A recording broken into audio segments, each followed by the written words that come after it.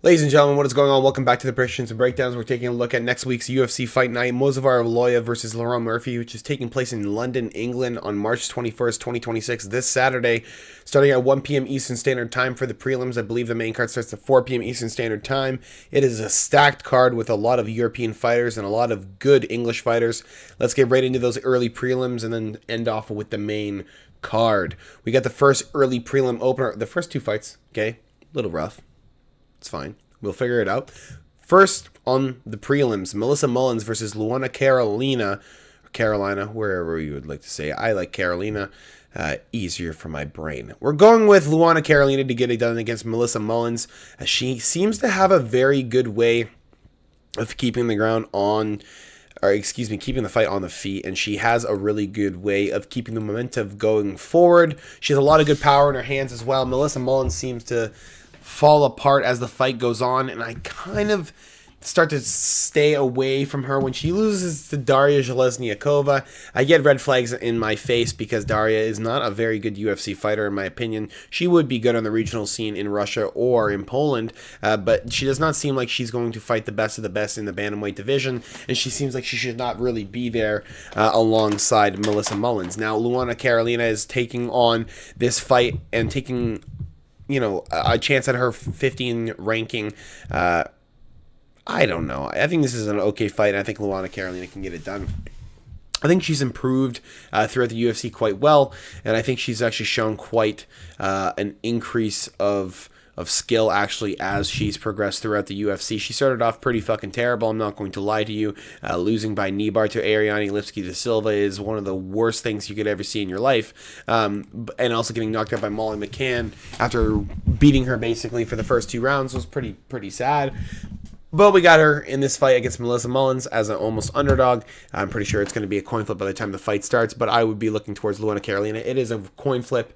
Usually for women's fights, this is truly a line at a coin flip. I'm just going to take Luana Carolina. If you really want to take the easy line, you take over 2.5. But watch out for Melissa Mullins getting a little tired throughout the fight and getting TKO'd late. We'll see. Next on the prelims, Chanel Dyer versus Ravina Oliveira. Now, Chanel, I believe, fought in the Contender Series. I'm not going to even look.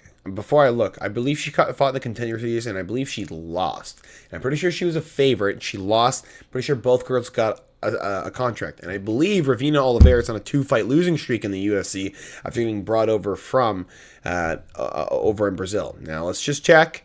She did lose in the Contender Series. Yeah, from the PFL. That's why they signed her. And, yeah, and Ravina Oliveira got knocked out.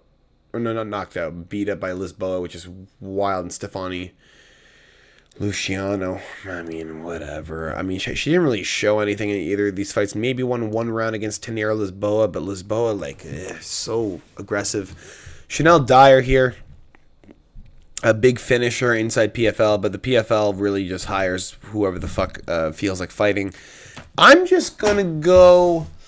Listen, she lost to Ivana Petrovic by round 3 knockout. I mean, you have a big problem with her losing to Joanna Bannon by knockout, and yeah, you look at this as like, I understand this is amateur, and I understand that we're not really worrying about this, but you have only 4 years from this happening, and you haven't really fought a whole lot of good contenders coming into this. You lost to Carol Foro on beating the first round.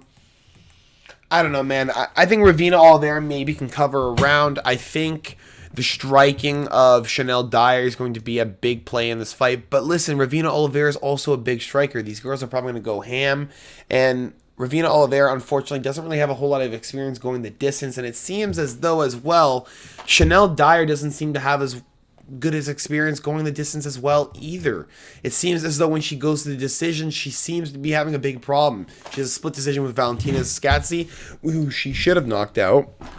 And then you have a massive fucking decision loss against Carol Foro. I'm just going to go with Ravina Oliveira plus 3.5. It's still going to play plus money if you're on the betting side, and you can take Ravina Oliveira on Tapology to make yourself look like a beast when she wins. It's still a coin flip fight. This fight should not be a big underdog status. I understand Ravina Oliveira hasn't won a lot of good fights, and she just got submitted by Stephanie Luciano, but does the game of of Chanel Dyer really play into a game like Stephanie Luciano or Tanera Lisboa? No, it's completely different. It's a pure standing fight, and that's why they're giving Ravina Oliveira a chance. I'm going to go with just Ravina Oliveira as an underdog. The play is just based on value. It's not based on what I like, but it is a good pick regardless. Next on the prelim, Shamrock versus Abdul Karim Al Sawadi. I'm going to probably go with Al Sawadi. He had a massive win against George Hardwick on the Contender Series. He gets knocked out by Luik Radzaboa, and then he leaves for 2 years, trains at Fortis MMA very hard, and now he's trying to get back with, I think Leach is probably his coach at this point. He probably has Alex Morona as his coach at this point.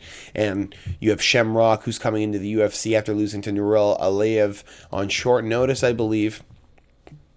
Which I guess it's a weird fight to take. Aliyev is very strong. It was a very easy win. And then you have Karim Al Sawadi, who is coming off of a knockout, maybe a little bit worried about the knockout, seeing as, it's happened in the past. Maybe that's why he took the time off. He had a lot of canceled bouts. I think Oki withdrew. Al Sawadi withdrew recently. Levitt withdrew. Al Sawadi got injured. I remember that. But now he's back. I think he's got a lot of time off. He probably is going to look good. You're looking at a big problem with Shamrock, though. He's got a lot of range. He's got a lot of advantages with the frame. So I would probably skip this fight if you're on the betting side. If you're on the picking side, I don't mind Abdul Karim's Al Sawadi. He seems like a bit of a dog. He seems like he always keeps himself in the fight. He did have, I guess you could say that George Hardwick maybe had a bit of stage fright in that fight. Will Shamrock have a bit of stage fright? Not really. He's already lost inside the UFC. The worrying about a loss is already gone. Perhaps the UFC jitters, might you say, is gone. Maybe you could change your value pick to Shamrock, seeing as he is a plus 105. You know what? Maybe we will. Maybe the frame is the advantage. I don't know. Watching Shamrock fight was a little weird, though. I'm not going to lie. Against Aliyev, it was a little weird. I'm just going to stay with my pick. Usually when I switch picks, it misses. I'm not going to lie. I'm going to just stick with Abdul Karim Al Sawadi. It seems as though he's in a better state of mind at this point. This is a fight he can actually take and he won't back out of. And it seems as though he knows he's fighting for his career at this point. So he needs to fight on the ball and ahead. Will he get taken down? Will he get submitted? No, probably not. George Hardwick tried to do the same exact thing. It didn't really work. He tried to rip to the body. Didn't work as well. Tried to work up top. Didn't work as well. Tried to mix up the combinations. Didn't work. Go with El Swati to get it done. Most looking on the scar cards, maybe you can look at a late TKO, but Shamrock seems to have very good cardio, so we're looking at a decision probably. Next on the prelims, looking at a coin flip fight, so probably picking Sutherland here. Louis Sutherland versus Brando Pericic. Pericic really hasn't showed a whole lot of ground game, a whole lot of crazy shit. He is fighting overweight heavyweights at this point. But that is what Louis Sutherland is. You got 6'5", Brandon Pericic out of City Kickboxing. Just a better gym than Louis Sutherland. Great Britain top team is actually really good. It's just Louis Sutherland really prides himself on his knockouts and forcing himself to go forward. This is a fight you want to take with Brando Pericic, where the guy's like a Muay Thai fucking just badass. Not particularly. I'm going to say that probably these guys are just going to stand and bang and probably just go ham, probably gas each other out, and probably not end up getting each other knocked out. I'm going to say this fight either lasts inside the first round or after the first round we're going the distance. So you could bet a first round TKO, and then you could just probably play the distance. That's going to probably pay huge plus money, so you could hedge it. Louis Sutherland just didn't seem that good against Walter Walker, just kind of fell apart. He seems like the guy that was, if anyone's going to beat fucking Walter Walker into that heel hook, it's going to be Louis Sutherland. Didn't even get close. They're like, not even a little bit. Walter just ripped his leg apart, and that was it. Brando Pericic is just going to beat the shit out of him, probably beat up that leg that got ripped apart, and probably just work him until he gets knocked out in the first round or a late decision on the scorecards. Brando's good. I like City Kickboxing. We're going to just go with Brando, seeing as these guys, I don't really watch these guys a lot. Sutherland sucks regardless. Antonio Tricoli versus Mantas Kondrataviškis. Oh, fucking Jesus. Next on the prelims. Mantas Kondrataviškis. Kondratish. Oh my Jesus. We're just gonna say Mantis. We're going with Mantis to win by knockout. He seems like a really crazy power striker as well out of Lithuania. The kid's got really good kickboxing capabilities. He's been fucking knocking everybody out. He's been making a fool out of some guys in the regional scene, even though they are absolute fucking bums. He is still making a fool of them. Dana Barbier just got absolutely chinned and just torched into another realm. Antonio Ciccoli having a bit of a problem, just getting absolutely submitted by everybody. Mantis probably going to get another submission, I guess. It seems as though Antonio Ciccoli takes damage and then just falls to the floor and gives up and then gets submitted. Probably going to get guillotined again by Mantis. So we're going to go with probably submission since everybody's taking KO. You can just take first round finish. It doesn't really matter. Antonio's going to go out soon. He does have 5 inches of reach. But he's not taking a whole lot of time after getting so much damage from Mansour Abdul Malik before getting guillotined. So, whatever. We're going to go with Mantis easy and early. Next on the prelims, you have Mario Pinto versus Felipe Franco. We're going to go with Mario Pinto to win by knockout. I understand that he had a bad first round against Austin Lane. But Austin Lane always has a good first round because he kind of blows his whole load. He uses everything to kind of look good. And he slowly falls apart as the fight goes on.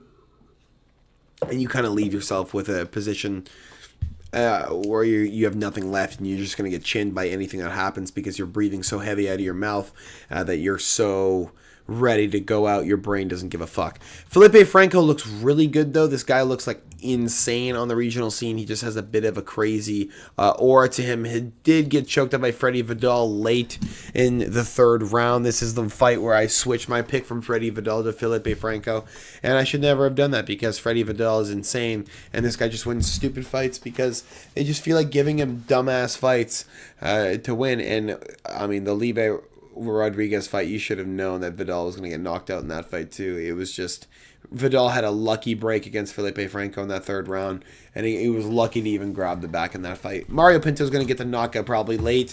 Franco doesn't have the gas to probably compete with them. 6'5" versus 6'1", 79 inches of reach. He's just going to punch down on the dude and beat the shit out of him. Felipe Franco's going to break his nose and get TKO'd in the 2nd round. That's my guess. Mario Pinto's got a nice jab. He looks really good. And he's got the damage to pull it off, and he will pull it off. Give me Pinto all day. Next on the prelims, Nathaniel Wood versus Loenza, or Lucen Queta.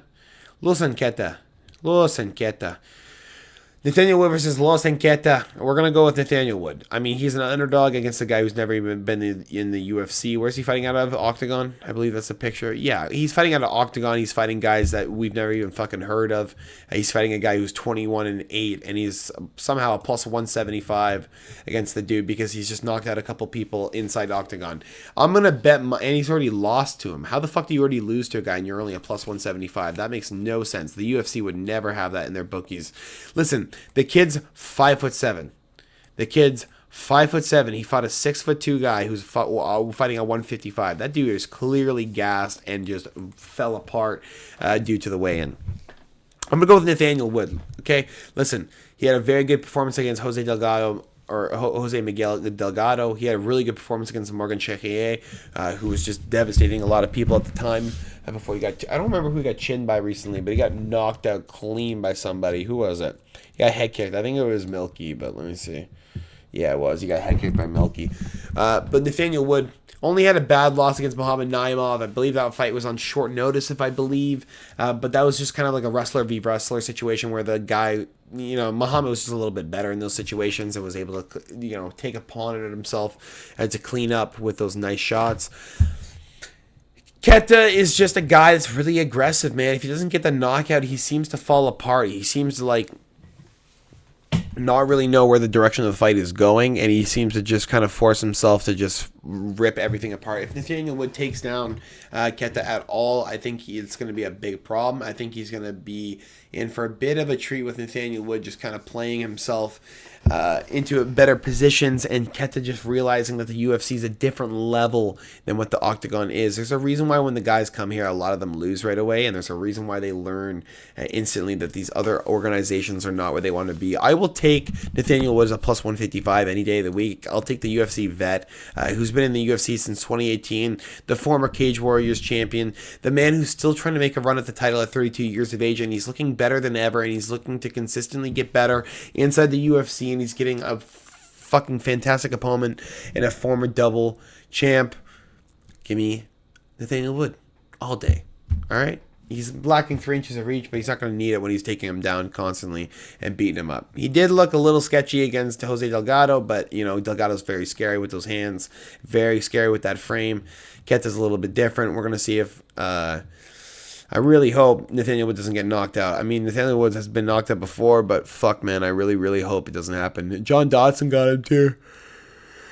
Oh, God. Dodson's so scary, too. That's the same fucking guy who's like a Risen guy. Oh, my God. Whatever. Risen, Cage Warriors, whatever. All right, but we'll take Nathaniel Wood as an underdog all day. Next, the highlighted prelim of the evening. They're looking for a finish on this fight.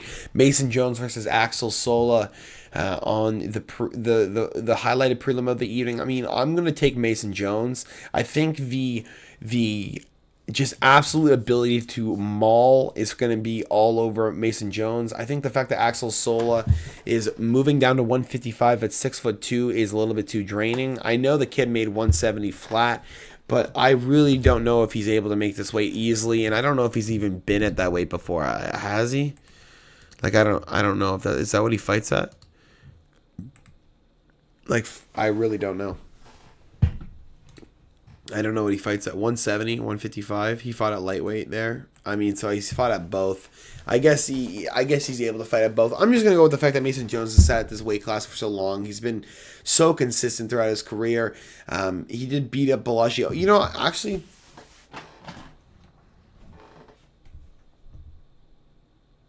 you know what? How about this? My God. Am I really going to do it?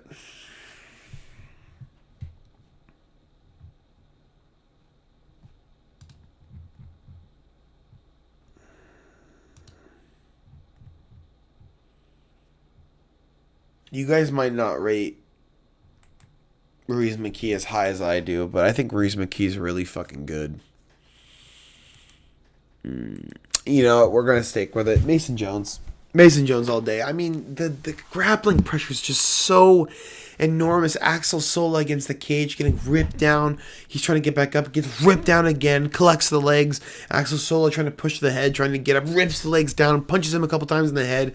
I can see Axel Sola getting so upset, getting so bothered, and just getting absolutely mauled on the ground. I'm going to go with Axel Sola, and I'm going to go with the fact that Mason Jones has just been so consistent inside of his career. He did have a bit of a problem in the UFC first stint, but now he's making it right. He went through the Cage Warriors and came back stronger than ever. He did beat David Onama when he came to the UFC. He looked good. He can deal with power punchers. He's a good, just all-around fighter. Give me Mason Jones, the Dragon, all day. The UFC vet to make it through 3 rounds with a demon in Axel Sola. Now we're going to move on to the main card of the evening. Let's just break it down. Curtis Campbell versus Danny Silva. We're going to go with Curtis Campbell. Danny Silva has been having a bit of a problem throughout his career. Lucas Almeida is a bit of a question mark. Josh Kulabau, he should have just beat up. Angel Pacheco, I don't know what the fuck's going on there. Kevin Vallejos, he got beat up pretty bad. Curtis Campbell looks so nasty. I don't think I can not pick him. I think he just looks that good. He just seems so clean. He's got a lot of power. He's got a lot of capabilities to end fights, and he just seems to be so explosive and so willing to enter trades, and he's so willing to get into the fire and just be able to take some damage, just like Danny Silva. I think it's going to be a firefight. I think this fight's going to go to the distance, and I think these guys are going to have an absolute war. I think Curtis Campbell can have the ability to hurt Danny Silva, but Silva's just so powerful and so willing to brawl. I love Danny Silva. I think he's a phenomenal fighter, and I actually really do like him. I think he's one of my favorite fighters in the UFC, especially at 145, but at this point, Curtis Campbell looks like the next big thing, and I think he's going to prove it in this fight, and I think Danny Silva is just kind of the layup he needs to prove himself and to keep moving forward. I'm going to go with Curtis Campbell, the kid who I believe was he on the contender, or not contender? He seems like a type of guy that should have been on The Ultimate Fighter, honestly. But Curtis Campbell, the Pink Panther, I think he's going to get it done. I watched him in Contender Series. He looked nasty. He's got a lot of clean striking. He's got a lot of good looks. And I think he's going to get it done against Danny Silva. He's just a little bit slower in the striking. Still really clean. Still really beautiful boxing. But I think he's just going to be a little bit too slow to deal with Curtis Campbell and what he's got coming forward. Now, next on the main card, Roman Dolidze versus Christian Leroy Duncan. We're going with Christian Leroy Duncan to get it done via decision. I think Roman Dolidze is going to be able to outlast 3 rounds of power, but I think Christian Leroy Duncan's going to be looking to trying to end it at any point in the fight.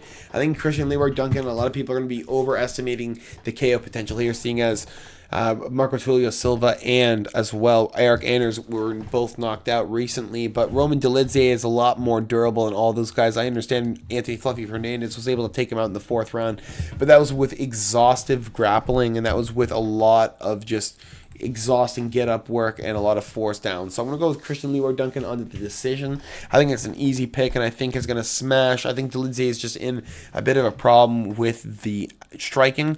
I think he's outlooked and outmatched, and I think he's just going to be honestly, aggressive in this whole fight. I think Christian Leroy Duncan is just being gifted a top 10 position at this point. He's going to be able to steal that position just from this, and he's going to force himself into the top 15 with it. I'm going to go with Christian Leroy Duncan to get it done.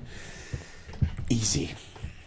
Not even close. This fight's not even close either. This is going to be like quick. I even said his name as I was thinking about it. Iwo Baroneski against Austin Lane. Iwo is going to win. Iwo's going to win in the 1st round. Austin Lane's going to get knocked out cold. It's probably going to be under half a round. If you can bet half a round, probably plus 300. If you can get it less than plus 300, don't bet it. It's not worth it. But if you can get it at a plus 300, bet it all day. I think Iwo's going to knock him out quick. I think Austin Lane's in a bit of an issue with a speed advantage. Austin Lane does look really good, like I said earlier in the 1st rounds.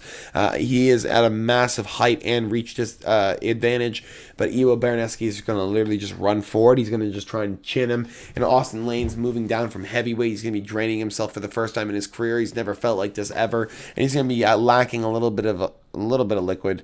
He's going to be smashed in the face. Austin Lane's getting knocked out. Well, that's a promise. I mean, I don't even think it's going to be close. I think Austin Lane's in a bit of a shithole, to be honest. Next on the main card, Michael Venom Page versus Sam Patterson. We're going with Sam Patterson plus 3.5. I think he can cover at least a round against Michael Venom Page. I think there's a takedown in there for him. I think there's something close. I think there's a knockdown. I think there's something coming. I think Michael Venom Page is good. I think him cutting from 185 back down to 170 is crazy. I think him going up and down, up and down, up and down, up and down is a little bit of a problem. I think he looks better at 185 if I'm being honest, but he still looks good regardless. I think Sam Patterson's really good. I think he's got a lot of good style points, and I think he's got a lot of good abilities to close the gap and keep closing the gap. I think Michael Venom Page is really good at dodging, and honestly, I'm picking Michael Venom Page to win. But I'm taking the plus 3.5 on Sam Patterson for the betting odds. I think Michael Venom Page is just so clean in the striking. He's so strategic. I think the more possibilities to win fights and just stay away and just because this isn't a real arena. This isn't in the Apex. This isn't a small arena. This is exactly what Michael Venom Page wants. He wants this fight in a big arena. He doesn't want this in the Apex. He wants to be able to run away. He wants to be able to have that distance. He wants to be able to stay away from anything that they got coming for him. I'm just going to go with Michael Venom Page on the decision. Maybe Sam Patterson knocks him out and chins him, but I doubt it. I love Sam Patterson. I'm probably going to be having bets with both of these guys, but the plus 3.5 for Sam Patterson, probably the Michael Venom Page money line is where you want to sit. Maybe over 1.5 rounds if it's paying like minus 200 or something like that is good. But Sam Patterson's a huge finisher, huge round 1 finisher, and Michael Venom Page is going to be looking to chin Sam Patterson when he steps in. I don't think he will, but anything can happen in the UFC. Next on the co-main event of the evening, Luke Riley versus Michael Aswell Jr. We're going with Luke Riley to win by knockout. I think Michael Aswell Jr. just got a free layup with Lucas Almeida having a broken right hand. Again, we proved that in one of our videos.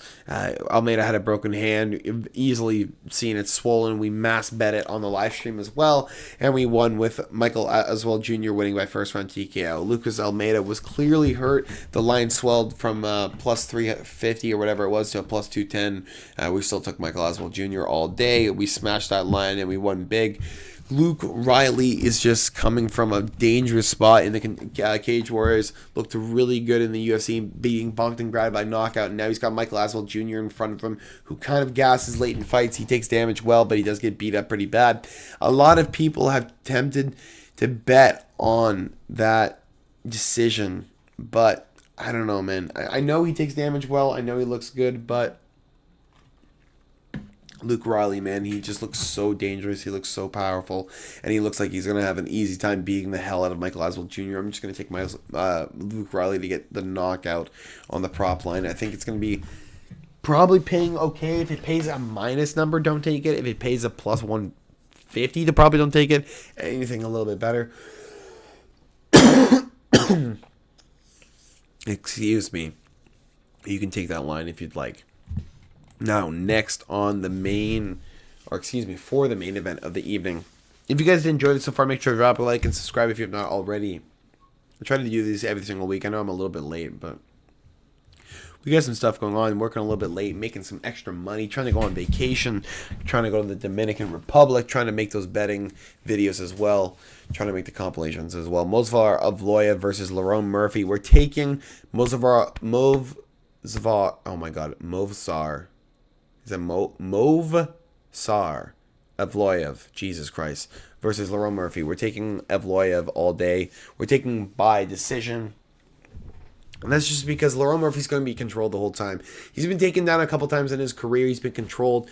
Murphy does have to explode out of those situations, but Evloev is such a advanced wrestler. He's probably going to be 3 steps ahead of Lerone Murphy in every situation on the ground, and unless Lerone Murphy can get a knockout, like for instance, if Aaron Pico chose to take down Lerone Murphy in the first round instead of just trying to fuck around with the striking, he probably would have won that fight. But Aaron Pico is so egotistical with his striking. He's such a fucking narcissist when it comes to his striking. He wants to be the best of the best, and he's just not. He's really a wrestler, and he's really a really good grappler, and I don't understand what he doesn't do, what he's really good at, and then focus on the striking on the ground and make yourself look like a fucking badass like Khabib did. But you have Evloev, who's just going to beat the hell out of Murphy on the ground. He's probably going to slow him down right away with a devastating round 1 and round 2, just exhausted pace.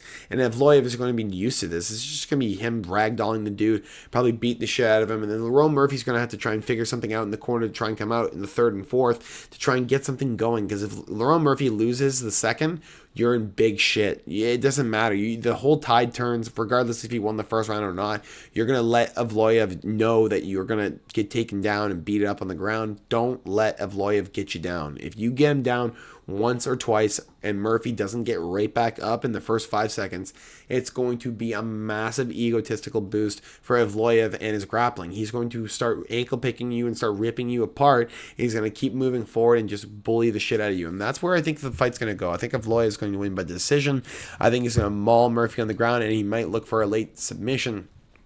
But Murphy's probably good enough on the ground to not get submitted.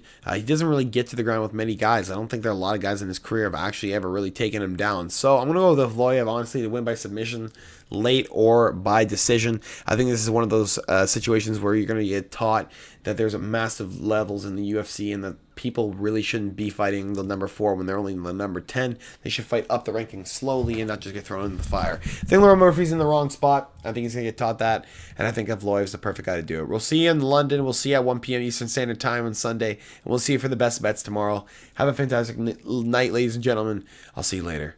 Peace.